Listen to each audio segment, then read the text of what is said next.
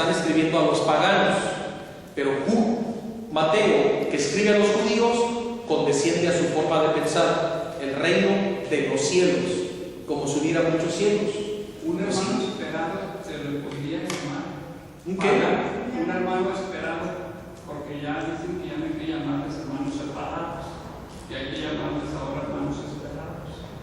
Hermanos esperados, oye, eso estuvo bueno, me gustó. Hermanos esperados, porque lo estamos esperando.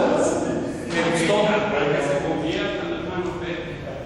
Se le podría llamar hermano de pagano, que suena ofensivo. No, pagano.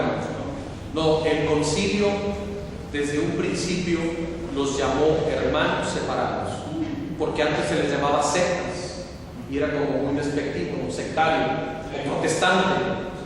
Entonces el concilio dice: no. Número uno, son esos hermanos, porque se separaron de la iglesia. Y como se han separado del tronco común, son hermanos que se han separado. Entonces ese primer término surgió, hermanos separados, pero hay quienes les llaman, para que se escuche todavía más fraterno, hermanos evangélicos. Entonces es un término muy ecuménico y muy bonito, hermanos evangélicos. Ya no los, porque también hermanos separados es como poner pinta tu raya, o sea, eres separado. En cierta forma no deja también de ser respectivo. Era más feo todavía, protestante o sectario. Entonces el concilio dijo: no, espérense. Pero ahora un término todavía más fraterno, como pidiendo más la unidad, para dar testimonio de unidad ante el mundo, pues nuestros hermanos evangélicos. Pero ese está bueno, pero ese me encantó. Hermanos esperados.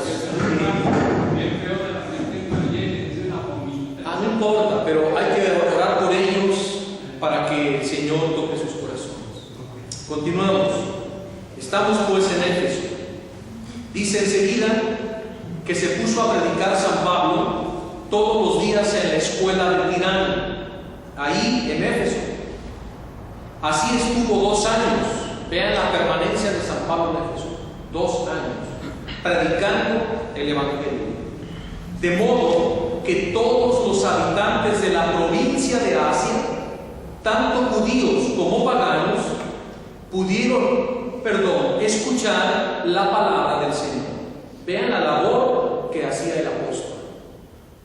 De todas las ciudades aledañas a la capital venían todos los sábados a escuchar las enseñanzas del apóstol. Dios realizaba a través de Pablo milagros extraordinarios, hasta el punto, escuchen esto, de que solo aplicar a los enfermos los pañuelos y otras prendas que habían tocado el cuerpo de Pablo, cuando se los ponían a los enfermos o a los endemoniados, estos sanaban o quedaban liberados. Las reliquias de los santos. Pero Pablo todavía está vivo, pero él tenía un grado de santidad tan tremendo que su ropa, todo lo que entraba en contacto con el cuerpo de Pablo, pañuelos, que él a veces, pañuelos de esos que usamos a veces para secarnos del sudor, cuando Pablo predicaba, se secaba y predicando los dejaba así. Y predicaba, acababa y se iban y los dejaba. Eran codiciadísimos.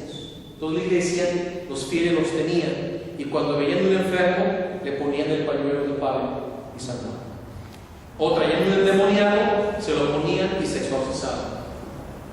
Para que vean los milagros que Dios hacía a través de las reliquias de segundo orden del apóstol San Pablo, que son telas, ropas, pañuelos, capas que usaba Pablo, y cuando se quitaba sus capas, como si ahorita me quitara mi saco, tengo calor, los dejaba ahí, se olvidaba, y eso los usaban para sanar a los enfermos.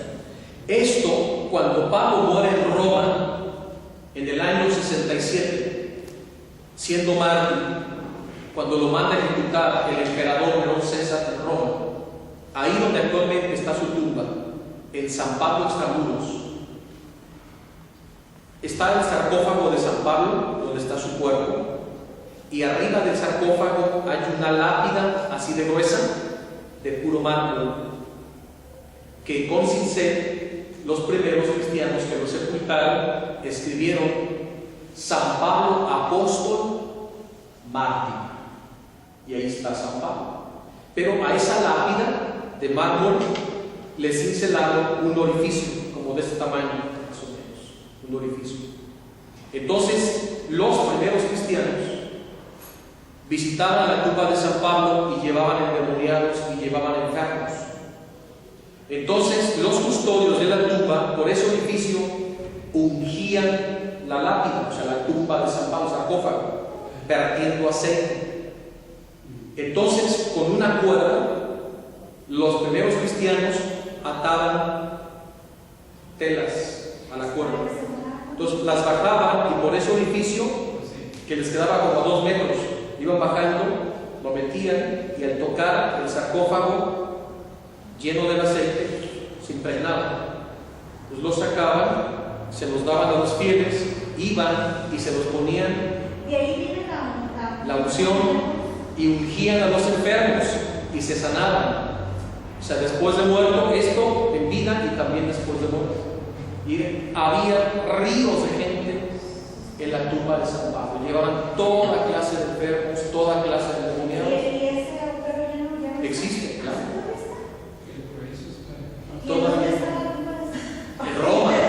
En Roma, fuera de las murallas de Roma, se llama San Pablo Extramuros. ¿Y siguen haciendo eso? Ahora se construyó el altar papal, el baldaquino, donde el Papa celebra la Eucaristía sobre la tumba de San Pablo, y se conserva la lápida original, tiene el orificio. De hecho, yo tengo una chiquita de mármol, de la grande es una réplica en chiquita. A ver si en 8 días se las traigo para que la vean. Y ahí ellos bajaban y hacían eso. Y actualmente, en años pasados, el Papa pidió que se abriera la tumba y el sarcófago, y ahí están los restos mortales de San Pablo. Incorrupto. No, los huesos. En la Biblia para niños, una Biblia que leí para niños, dice que cuando decapitaron a San Pablo, que su cabeza dio 3 saltos y salieron 3 fuentes. Existe. El lugar donde decapitaron a San Pablo, hoy hay una iglesia que custodian los padres benedictinos. Y ahí se le llama la Basílica de las 3 Fuentes. Cuando el verdugo corta la cabeza de San Pablo, su cabeza botó 3 veces y ahí brotaron 3 manantiales. Y ahí se edificó esa basílica.